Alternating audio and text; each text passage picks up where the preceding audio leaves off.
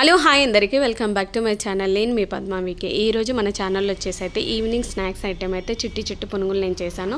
బజ్జీలన్నా మిర్చీలన్నా చిన్న పునుగులన్నా మస్తు మందికి ఇష్టం కదా.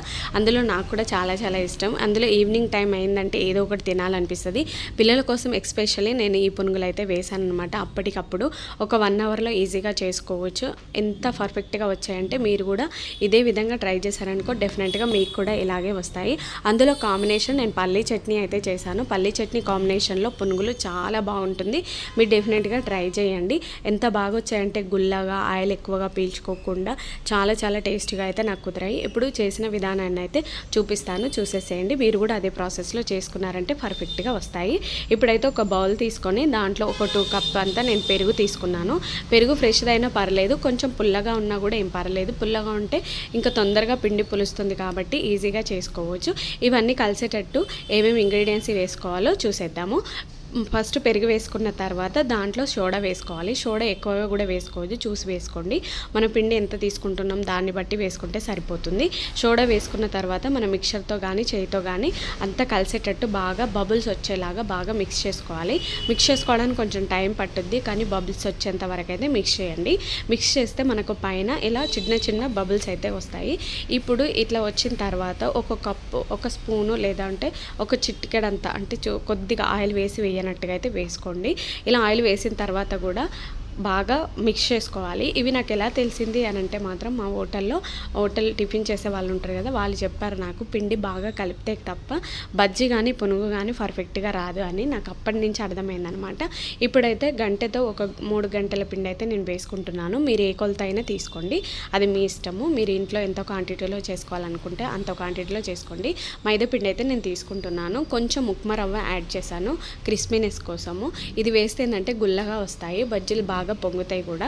ఇవన్నీ కూడా కలిసేటట్టు మనం చూసి సాల్ట్ కూడా వేసుకోండి. ఎక్కువ తక్కువ వేయకండి, ఎందుకంటే ఎక్కువైందంటే తీయలేం కాబట్టి చూసి వేసుకోండి. సాల్ట్ కూడా నేను మోతాదులో యాడ్ చేశాను. మనకు చట్నీలో కూడా సాల్ట్ ఉంటుంది కాబట్టి అది మనకు సమానంగా సరిపోతుంది. ఇప్పుడు కొద్దిగా వాటర్ వేసుకుంటే ఇవన్నీ బాగా కలిసేటట్టు కలుపుకోవాలి. ఒకేసారి ఎక్కువ వాటర్ అయితే వేయొద్దు, ఎక్కువ జారుగా అయిపోతుంది పిండి కాబట్టి చూసి వేసుకోండి.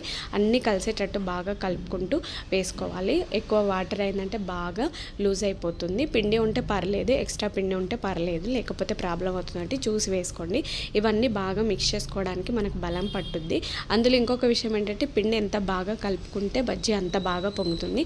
మన బోండా పిండి కానీ చిన్న పునుగులు కానీ వేసుకోవాలన్నప్పుడు పిండి కలపడంలోనే ఉంటుంది మెయిన్. కాబట్టి ఇవన్నీ బాగా కలిసేటట్టు కలుపుకోండి. చూసారు కదా ఎంత బాగా మిక్స్ అయిందో. దీనికి ఒక కలపడం అనేది మెయిన్ కింగ్ ఐటమ్ అనమాట. కలపడం రావాలి.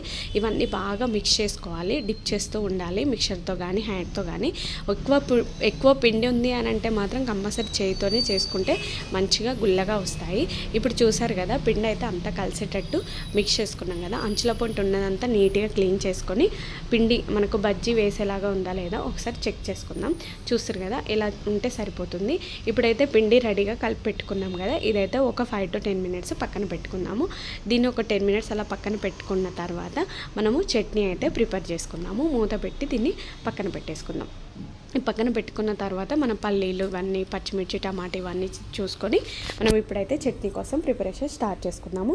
ఇప్పుడైతే స్టవ్ వెలిగించి కడాయి పెట్టేసుకుందాము. కడాయి వేడైన తర్వాత పల్లీలు వేసేసుకున్నాము. పల్లీలు కొంచెం బ్రౌన్ షేడ్ లాగా వచ్చేంత వరకు వేపుకోవాలి.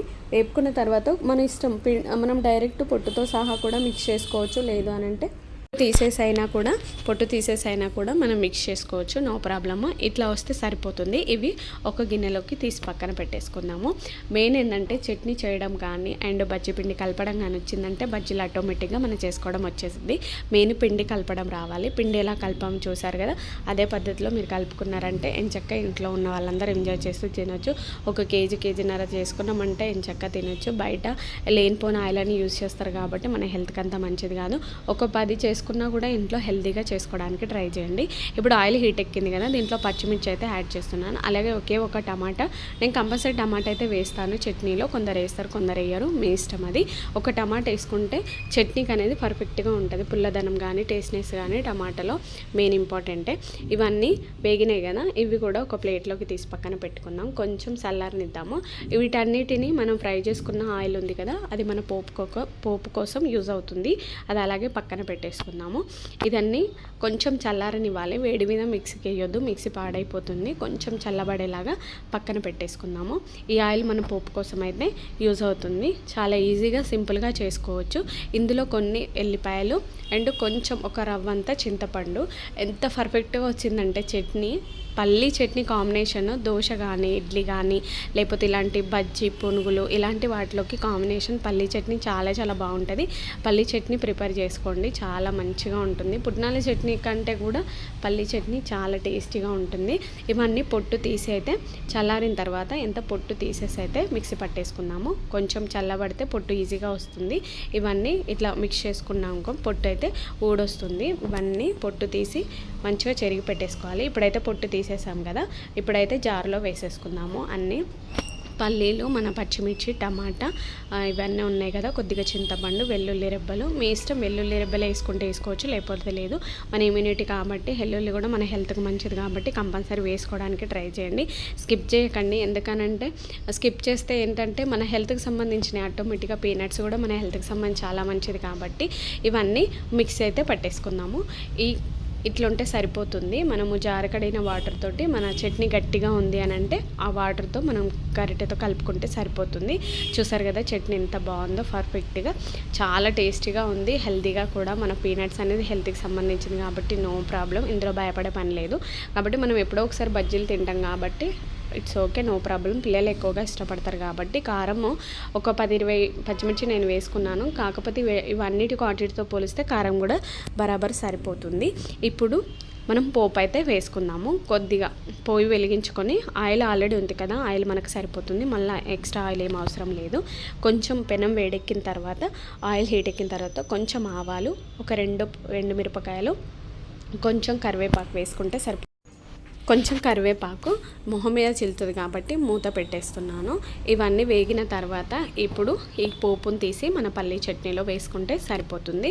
ఈజీగా చేసుకోవచ్చు, సింపుల్గా చేసుకోవచ్చు. పొద్దున్న టిఫిన్ లాగా కానీ లేకపోతే ఈవినింగ్ స్నాక్స్ లాగా కానీ, మన పకోడీ కానీ బజ్జీ మిర్చి కానీ ఇలాంటి కొంచెం ఈవినింగ్, అందులో వర్షాకాలం కాబట్టి తినాలనిపిస్తుంది కాబట్టి ఏం చక్కగా చేసుకోవచ్చు. చట్నీ చూసారా ఎంత పర్ఫెక్ట్గా ఉందో.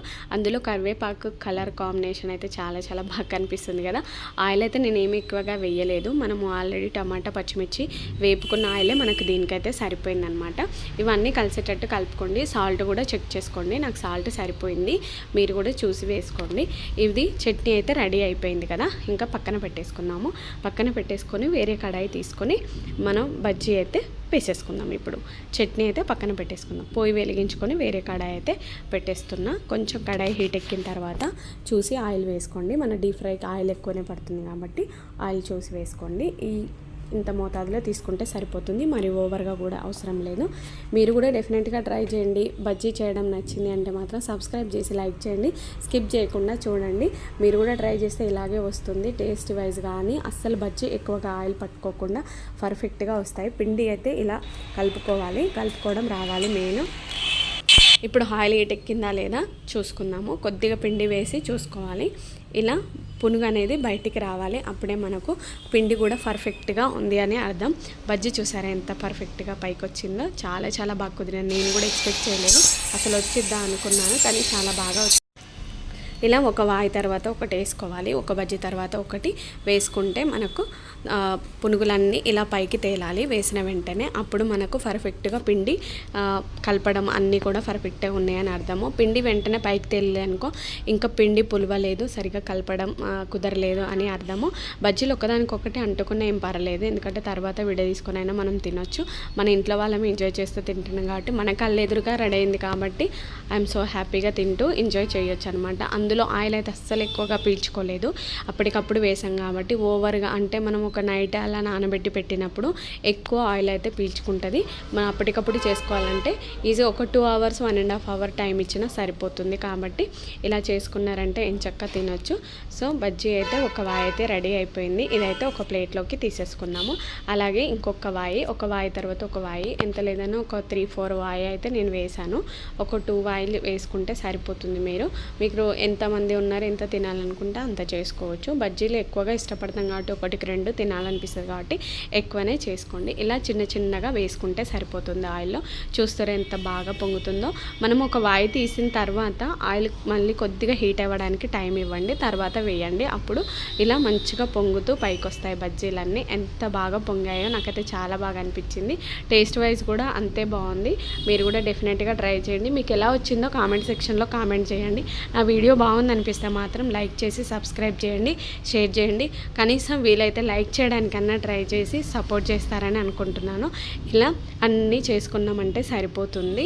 కొంచెం టైం టేకింగ్ ఉంటుంది కాబట్టి ఇంట్లో ఎలాగో మన పనులు చేసుకుంటాం కాబట్టి వాటితో పాటు ఇది ఒక పని చేసుకుంటే ఎంచక్క పిల్లలు కానీ మనం కానీ హెల్తీగా తినొచ్చు. అందులో మా వాళ్ళు స్నాక్స్ ఐటెం లాగా ఈవినింగ్ వచ్చాక ఎంచక్క తింటారు. వాళ్ళ కోసం అయితే నేను చేస్తున్నాను. మన వీడియోలలో నేను ఎప్పుడు చిట్టి పునుగులు అయితే చేయలేదు. వీటికి ఇంకా ఆనియన్స్ కూడా మీరు పక్కకు పెట్టుకున్నారంటే చాలా బాగుంటుంది. చూస్తారు కదా ఎంత పర్ఫెక్ట్గా వచ్చాయో. డెఫినెట్గా ట్రై చేయండి. ఇంత ఏం లేదు, కొంచెం సోడా కానీ సాల్ట్ కానీ పిండి కానీ ఇవన్నీ చూసి వేసుకున్నారంటే సరిపోతుంది. ఇలా ఒక వాయి తర్వాత ఒక వాయి వేసేసుకోండి. అంతే, ఏం లేదు. మిక్చర్తో కానీ హ్యాండ్తో కానీ పిండి కలపడం వస్తే సరిపోతుంది. ఇలా చిట్టిగా వేసుకోండి. అట్లా మంచిగా పొంగుతూ వస్తాయన్నమాట. ఎంత పర్ఫెక్ట్గా వస్తున్నాయో చూసారు కదా. ఇలా ఒక వాయి తర్వాత ఒక వాయి వేసుకుంటే సరిపోతుంది. ఇట్లా చిన్న పునుగులు వేసుకోవాలి. పెద్దగా వేసుకుంటే ఏంటంటే పిండి ఎక్కువగా అయిపోయి అంత బాగుండవు. కాబట్టి ఇలా తోకలుగా రాకుండా ఉండాలి అంటే ఇంకొంచెం గట్టిగా కలుపుకుంటే సరిపోతుంది. మనం బాగా కలిపాం కాబట్టి పిండి కొద్దిగా తోకల్లా వచ్చాయి. ఇంకా రౌండ్గా కూడా కొంచెం పిండి కొంచెం గట్టిగా కలుపుకుంటే మనకు తోకలు రాకుండా ఉంటుంది. నీట్గా వేసుకోవచ్చు. చూసారు కదా. నా వీడియో నచ్చితే మీరు డెఫినెట్గా ట్రై చేసి ఎలా వచ్చిందో కామెంట్ సెక్షన్లో కామెంట్ చేయండి. చూసారు కదా ఎంత పర్ఫెక్ట్గా వచ్చాయో పునుగులు కానీ చట్నీ కానీ ఎమ్మీగా ఉంది కదా. Thank you for watching.